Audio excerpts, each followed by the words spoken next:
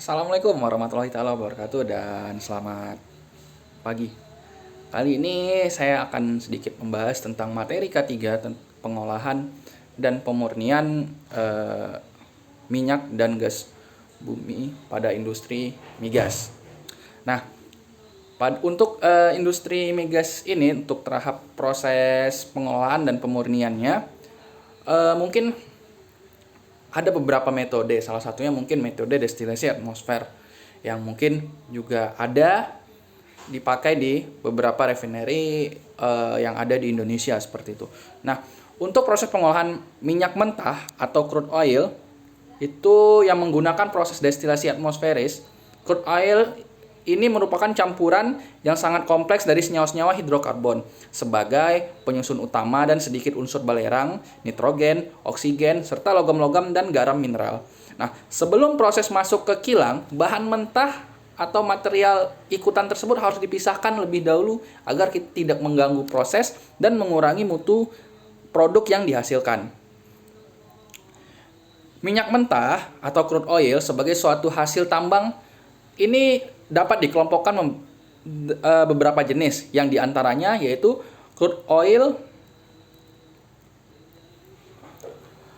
parafinis, yaitu crude oil atau minyak mentah yang susunan hidrokarbonnya sebagian besar terdiri dari senyawa hidrokarbon yang sederhana, ditandai dengan rantai-rantai atom karbon yang tersusun dalam rantai jenuh terbuka.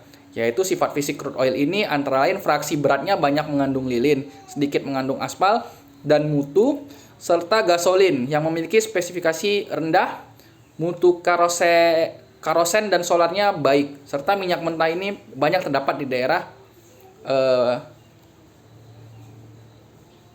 di beberapa sumur produksi di Indonesia seperti itu. Kemudian ada crude oil aspal, yaitu crude oil atau minyak mentah yang susunan hidrokarbonnya sebagian besar terdiri dari senyawa hidrokarbon tertutup atau cyclist, ditandai dengan spesifikasi mutu gasolin yang lebih tinggi, mutu karosen titik asap rendah, dan residu bersifat aspaltis, cocok untuk dibuat aspal dan tidak mengandung lilin.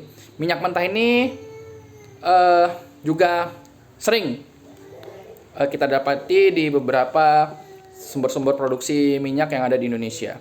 Kemudian ada crude oil campuran atau mix, yaitu crude oil minyak mentah yang merupakan campuran dari crude oil parafinis dan aspaltis, dan juga mengandung aromatis. Sedangkan yang digunakan sebagai bahan baku pengolahan crude oil ini berupa crude oil campuran.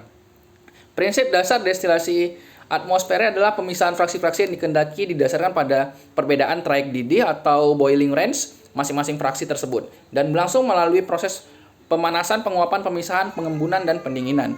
Proses berlangsung pada tekanan sedikit di atas atmosfer sehingga disebut destilasi atmosferis. Nah, sebelum minyak mentah diolah di kilang, terlebih dahulu kedua jenis crude oil ini diproses di tangki penampungan crude oil. Yaitu pada pompa. Pompa berfungsi sebagai mengalir zat cair melalui sistem perpipaan dari suatu unit ke unit lain dengan jalan menambahkan energi pada zat cair tersebut. Selain memindahkan cairan, pompa juga berfungsi untuk menambah kecepatan aliran cair tersebut. Jenis pompa ini biasanya jenis yang dipakai yaitu jenis pompa sentrifugal dan pompa ulir. Kemudian ada exchanger yang berfungsi sebagai pemanas awal dari umpan minyak mentah crude oil sebelum masuk ke furnace dengan jalan mengambil panas dari aliran produk residu dan solar yang akan didinginkan. Kemudian ada furnace. Furnace berfungsi untuk memanaskan minyak mentah sampai suhu yang ditentukan. Setiap furnace mempunyai satu burner dan menggunakan sistem natural draft. Minyak mentah mengalir melalui tub-tub yang berada di bagian bawah dan mendapatkan panas secara konveksi dengan adanya gas buang yang keluar melalui cerobong. Untuk mengatur fine gas yang keluar diperlukan damper stack. Kemudian ada evaporator, berfungsi sebagai pemisah antara uap cair dari minyak mentah yang telah dipanaskan di dalam furnace. Evaporator berupa bejana tegak yang dilengkapi dengan lubang injeksi steam pada bagian dasarnya. Injeksi steam ini bertujuan untuk menyempurnakan proses pemisahan di dalam evaporator sehingga fraksi ringan yang masih bercampur dengan fraksi berat diharapkan akan keluar dari dasar evaporator dan naik bersama-sama steam menuju puncak evaporator.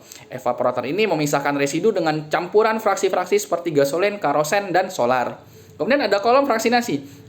berfungsi untuk memisahkan masing-masing fraksi yang dikehendaki sesuai dengan jarak titik didih masing-masing fraksi tersebut. Kemudian ada kolom stripper yang berfungsi menguapkan kembali fraksi-fraksi ringan yang masih bercampur dengan produk. Untuk menguapkan, diberikan steam dengan cara menginjeksi pada bagian dasar stripper. Kemudian ada cooler yang berfungsi mendinginkan produk panas sebelum disalurkan ke tangki penampungan. Dan tetapi tidak merubah fase. Jenis cooler yang di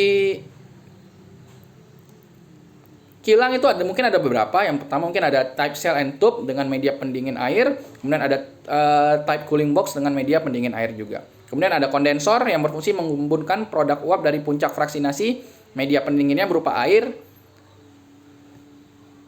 Kemudian ada separator berfungsi untuk memisahkan air dan gas yang tercampur di dalam produk. Kemudian ada tangki penampungan yang berfungsi untuk menampung produk jadi maupun residu. Untuk tangki minyak berat seperti pH solar dan residu dilengkapi dengan pemanas agar tidak membeku dan menginjeksi steam agar tetap cair.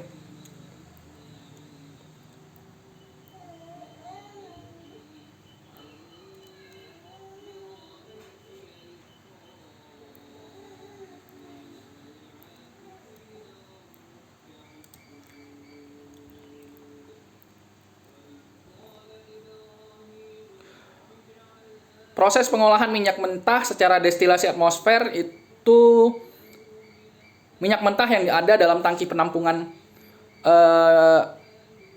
dihisap dan disalurkan melalui feed pump heat exchanger atau HE untuk mengalami pemanasan awal sampai menjadi 100 hingga 140 derajat Celcius, kemudian masuk ke dalam furnace yang dilakukan pemanasan lanjut hingga menjadi suhu antara 300 hingga 340 derajat Celcius. Berdasarkan karakteristik produk ini, selanjutnya evaporator untuk memisahkan antara uap produk dan residu. Residunya kemudian menuju residu stripper, heat exchanger, box cooler, kemudian masuk ke dalam tangki residu. Kemudian dari top evaporator, uap minyak yang merupakan campuran dari fraksi-fraksi solvent petrasol atau karosen, solar dan pH solar masuk ke dalam kolom fraksinasi C1 yang untuk dipisahkan sesuai fraksi-fraksi tersebut, yaitu dari top kolom C1 keluar produk petrasol yang diumpan kembali ke kolom C2. Untuk petrasol CA yang keluar melalui top kolom C2 dicairkan di kondensor dan didinginkan di cooler, kemudian masuk ke separator menuju tangki penampungan produk petrasol yang ada di kilang. Kemudian pada slide steam dan bottom kolom diambil sebagai produk petrasol, kemudian masuk ke separator menuju tangki penampungan petrasol kembali.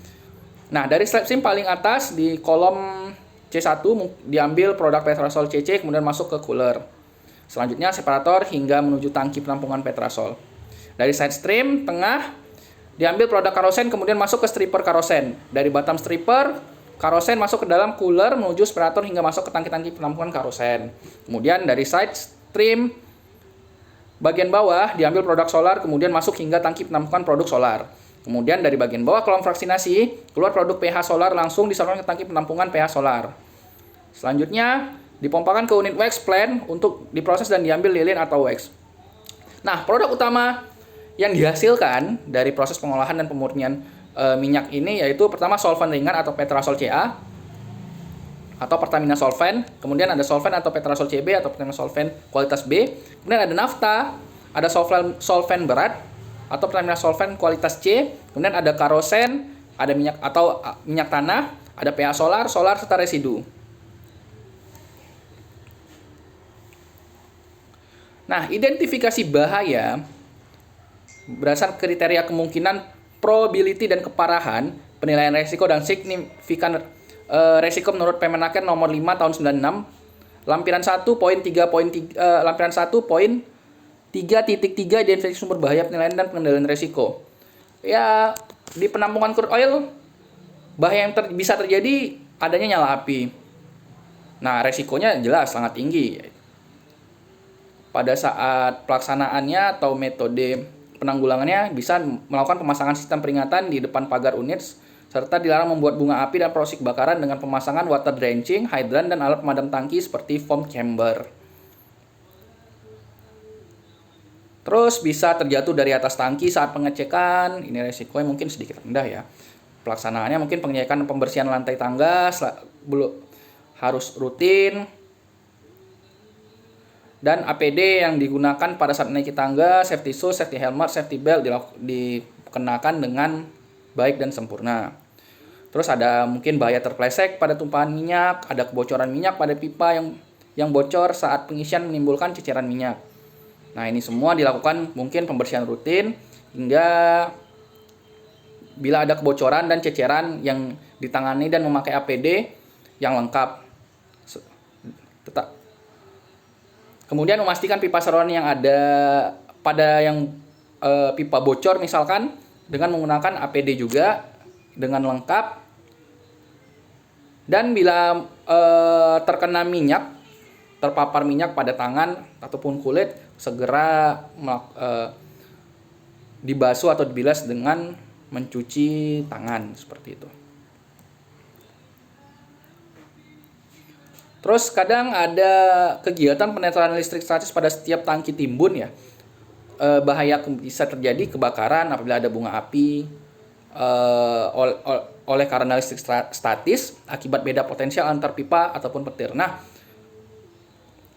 hal ini bisa dinetralisir dengan pemasangan penetral listrik statis yang pada tiap tangki timbun dan persambungan pipa yang langsung dihubungkan ke tanah untuk mencegah terjadinya listrik statis. Serta harus ada water drenching untuk mendinginkan tangki dan alat pemadam tangki seperti foam chamber untuk menanggulangi apabila terjadi kebakaran.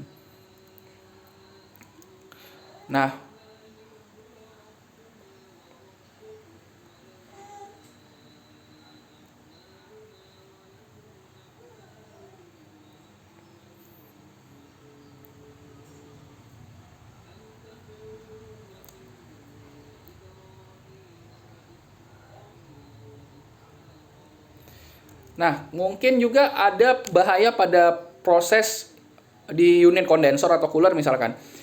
Misalkan kita melakukan kegiatan pengembunan uap atau kondensasi minyak dari puncak kolom fraksinasi, kadang tuh bahayanya bisa terjadi kebocoran pipa sehingga minyak tercampur air, kemudian bisa terpleset sehingga bisa menyebabkan jatuh dari tangga. Nah, kita nih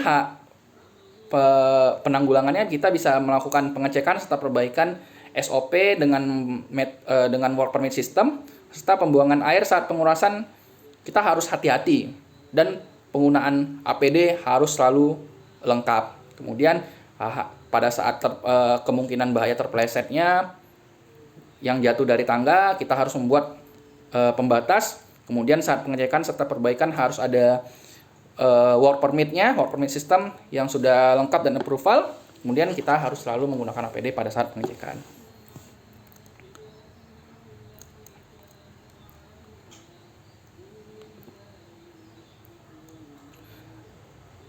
Nah, dari keseluruhan sedikit penjabaran tadi,